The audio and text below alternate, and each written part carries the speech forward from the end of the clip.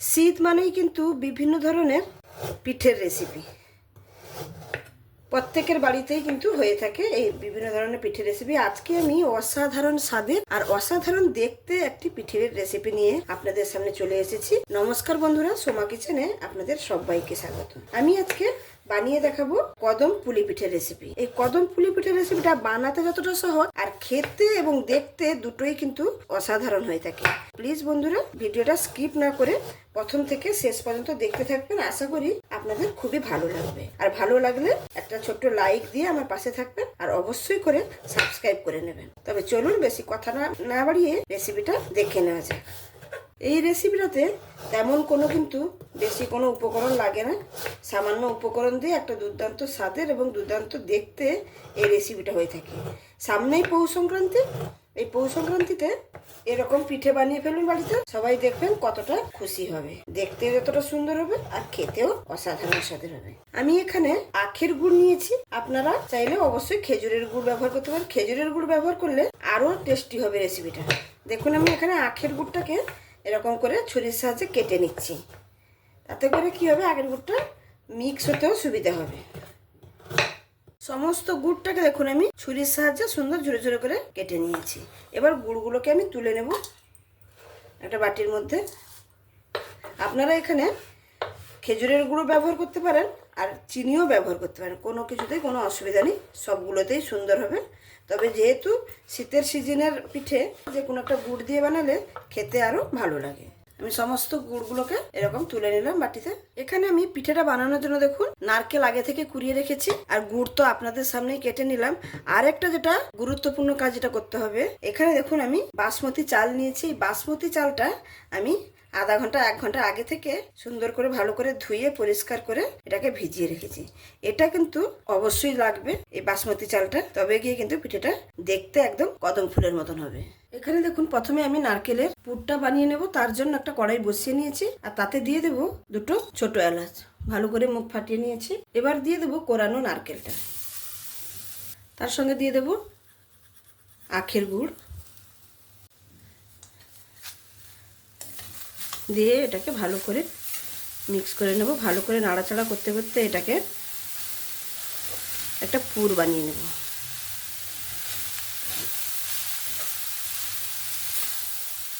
নারকেলের ছইটাকে ভালো করে রেডি করে নিয়েছি। এবার আমি এখানে সামান্য একটু দেখুন বড় টেবিল চামচের 2 টেবিল চামচ মতন গুঁড়ো দুধ দিয়ে দিলাম। পুরটা যতটা টেস্টি হবে ততটা কিন্তু পিঠেটা খেতে ভালো লাগবে। এই গুঁড়ো দুধ দিলে এই পুরের স্বাদটা কিন্তু দ্বিগুণ হয়ে যাবে। তার সঙ্গে দিয়ে দেবো আমি 10 থেকে 12টা কাজু বাদামকে এরকম গুঁড়ো করে নিয়েছি, সেটাও দিয়ে দিলাম। দিয়ে ভালো করে মিক্স করে নেব। ভালো করে নাড়াচাড়া করে নিয়েছি। এখানে আমার নারকেলের পুরটা একদমই রেডি হয়ে গেছে। এবার আমি এটাকে নামিয়ে নেব। নারকেলের পুরটাকে নামিয়ে নেওয়ার পরে কড়াটাকে ভালো করে ধুয়ে পরিষ্কার করে নিয়েছি। এবার আমি ডোটা তৈরি করে নেব। চালের যে ডোটা করব পিঠের জন্য, তার জন্য দিয়ে দিচ্ছি পরিমাণ মতন জল আর জলের সঙ্গে দিয়ে দেবো স্বাদ মতন একটু লবণ। জলটা গরম হয়ে গেছে। এবার আমি চালের গুঁড়োটা অল্প অল্প দিয়ে ডোটা করে নেব।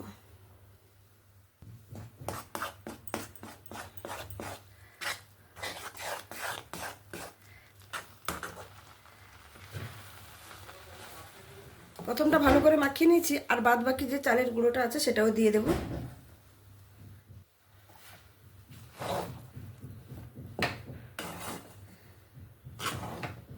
একদম ভালো করে মিক্স করে নিয়েছি। এবার আমি গ্যাসের ফ্লেমটাকে বন্ধ করে দিয়েছি। এবার ঢাকা দিয়ে 5 মিনিটের মতন রেখে দেব। এই 5 মিনিটে যতটুকু চালটা সেদ্ধ হতে বাকি থাকবে কিন্তু সুন্দরভাবে সেদ্ধ হয়ে যাবে। 5 মিনিটের পরে আমি ঢাকনাটা খুলে নিচ্ছি। দেখুন ডোটা কিন্তু হালকা ঠান্ডাও হয়ে গেছে আর সুন্দরভাবে টাইট হয়ে গেছে। এবার আমি এটাকে বের করে নেব। এখানে একটা থালা নিয়েছি, এই থালার মধ্যে আমি চালের যে ডোটাকে বের করে নেব।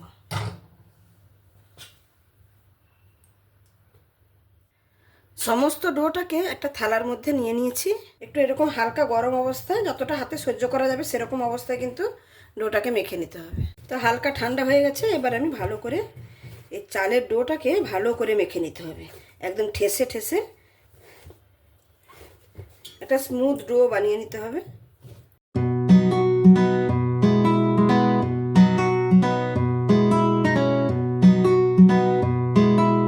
10 মিনিট ধরে আমি ভালো করে চালের ডোটাকে মেখে নিয়েছি। দেখুন এরকম কিন্তু ডোটা বেশি শক্ত আর বেশি কিন্তু রাখা যাবে না, একদম মিডিয়াম করে বানাতে হবে। ডোটা এখানে আমার সুন্দরভাবে মাখা হয়ে গেল। এখানে দেখুন বাসমতি চালটাকে জলে ভিজিয়ে রেখেছিলাম, এটা জল থেকে ছেঁকে নিয়েছি। পিঠেটা এবার আমি বানানো শুরু করছি। আর এই পিঠেটা বানানো কিন্তু একদমই সোজা। এখান থেকে দেখুন আমি এরকম, যেরকম আমরা পিঠে পুলি বানাই, যেরকম আমরা ডো নিই সেরকম একটু তার থেকে একটু বড় সাইজের ডো নিতে হবে। দেখুন ডোটাকে এরকম হাতের সাহায্যে ভালো করে একটু গোল করে নেব, এবং বলের মতন এরকম গোল করে নেব। দিয়ে যেরকম আমরা পিঠে পুলি বানাই সেরকম একটা বাটির মতন করে নেব।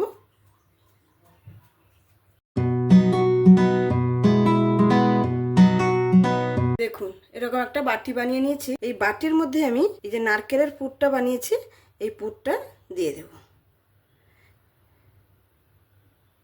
যতটা ধরবে সেরকমভাবেই দিয়ে দেবো। দিয়ে এটায় কোনো ডিজাইন বা কিছু করতে হবে না, এরকম জাস্ট মুড়ে নিতে হবে।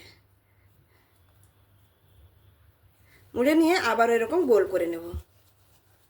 দেখুন আমি পুর ভরে এরকম গোল করে নিয়েছি। আবার দিয়ে এই যে চালটা রেখেছি বাসমতি চালটা, এই চালের উপরে আমি এই পিঠেটাকে ভালো করে গড়িয়ে নেব। দেখুন এরকমভাবে আমি পিঠেটাকে তৈরি করে নেব। এরকম আমার একটা পিঠে হয়ে গেল। আমি আবারও একটা পিঠে বানিয়ে আপনাদের দেখাচ্ছি যাতে আপনাদের বুঝতে সুবিধা হয়। দেখুন সামান্য পরিমাণে একটা ডো নিয়েছি।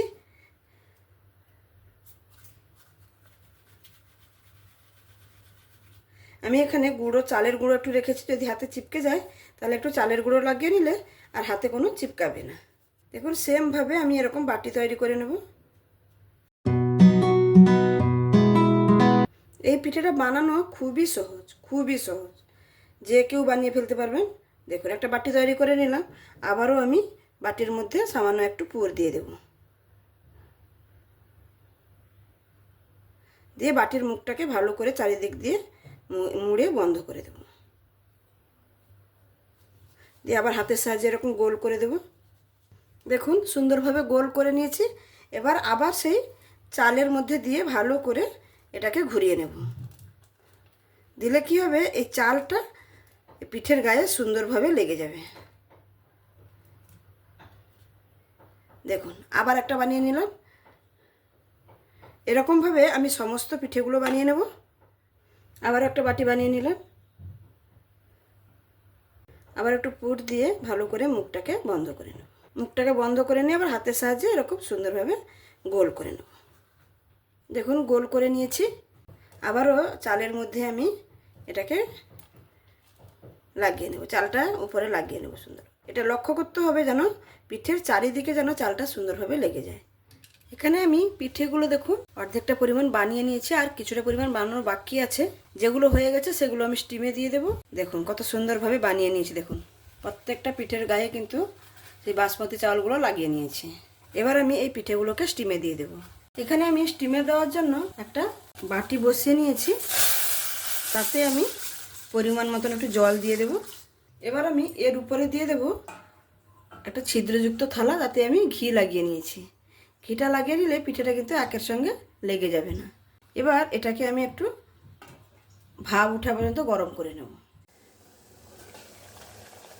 দেখুন স্টিমটা সুন্দরভাবে উঠে গেছে। এবার আমি এক একটা করে পিঠে এখানে সাজিয়ে দেব। এটা এমনভাবে দিতে হবে যেন একটার গায়ে একটা না লেগে যায়।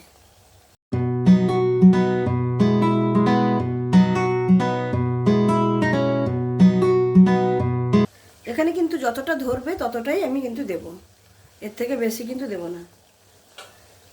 দিয়ে একটা ঢাকনা দিয়ে এটাকে ঢেকে দেব। 5 থেকে 7 মিনিট মতন ঢাকা দিয়ে রাখলে পিঠেটা কিন্তু রেডি হয়ে যাবে। আমি একবার 5-7 মিনিটের পর মাঝখানে একবার ঢাকনাটা খুলে নিচ্ছি। দেখুন কত সুন্দর হয়েছে চালগুলো সেদ্ধ হয়ে। এবার আমি একটু একটু করে একটু ফুড কালার দিয়ে দেবো, যাতে করে দেখতে ভালো লাগে পিঠেটা। খালি সামান্য একটু একটু করে দিয়ে দেব।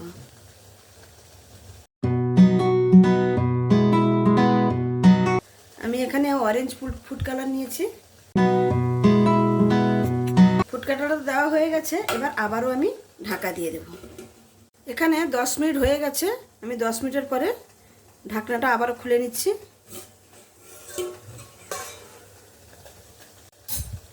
দেখুন কতটা সুন্দর হয়েছে, আর এর উপরে যে চালগুলো দিয়েছিলাম এগুলো কিন্তু সুন্দরভাবে সেদ্ধ হয়ে গেছে। দেখুন কত সুন্দর দেখতে লাগছে। দেখুন এই পিঠেগুলোকে এবার তুলে নেব। পিঠেগুলো কিন্তু সুন্দরভাবে স্টিম হয়ে গেছে। এবার আমি এগুলোকে একটা একটা করে তুলে নেব। একটু সাবধানে তুলতে হবে।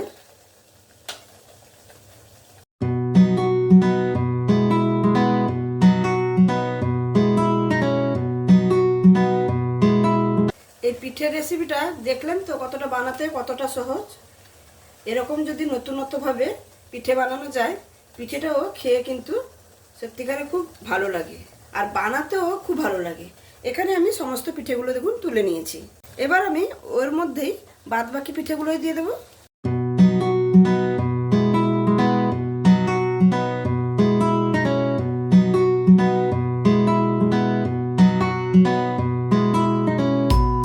দশ মিনিটের পরে ঢাকনাটা খুলে নিচ্ছে। এই পিঠেগুলো সুন্দরভাবে হয়ে গেছে কিন্তু। এগুলোকেও তুলে নেব। এগুলোকে তুলে নিয়ে তারপরে আমি পরিবেশন করে দেখাচ্ছি আপনাদের কাছে। তাহলে বন্ধুরা দেখতেই পেলেন আমার এই কদম পুলি পিঠের রেসিপিটা। দেখতে কতটা সুন্দর হয়েছে দেখুন, আর চালগুলো কত সুন্দর কদম ফুলের মতন পিঠের উপরে কিরকম ফুটে আছে। দেখতে কিন্তু অসাধারণ লাগে। এই পিঠেটা বাড়িতে বানানো যায় তাহলে সবাই কিন্তু এক চান্সেই খুবই পছন্দ করবে, আর আপনার প্রশংসার পঞ্চমুখ হয়ে যাবে। একবারে অন্তত এই সামনেই পৌষ সংক্রান্তি, এই পৌষ সংক্রান্তিতে বিভিন্ন ধরনের পিঠে বানিয়ে থাকেন, এটা একবার বানিয়ে ফেলুন, দেখবেন বাড়ির সবাই কিন্তু আপনার খুবই প্রশংসা করবে। তাহলে আমার এই রেসিপিটা যদি আপনাদের ভালো লেগে থাকে তাহলে অবশ্যই লাইক, শেয়ার, কমেন্ট এবং সাবস্ক্রাইব করে আমার পাশে থাকবেন। আর যে সকল বন্ধুরা অলরেডি সাবস্ক্রাইব করে আমার পাশে আছেন তাদেরকে অসংখ্য ধন্যবাদ। আর যারা এখনো সাবস্ক্রাইব করেননি প্লিজ বন্ধুরা সাবস্ক্রাইব করে আমার পাশে থাকুন। আমি যখনও কোনো নতুন রেসিপি আপলোড করব আপনাদের কাছে খুবই তাড়াতাড়ি পৌঁছে যাবে। তাহলে আজকে এখানেই শেষ করছি। আবার দেখা হবে অন্য কোনো দিন অন্য কোনো রেসিপির সঙ্গে। সবাই ভালো থাকবেন, সুস্থ থাকবেন, সাবধানে থাকবেন। ধন্যবাদ।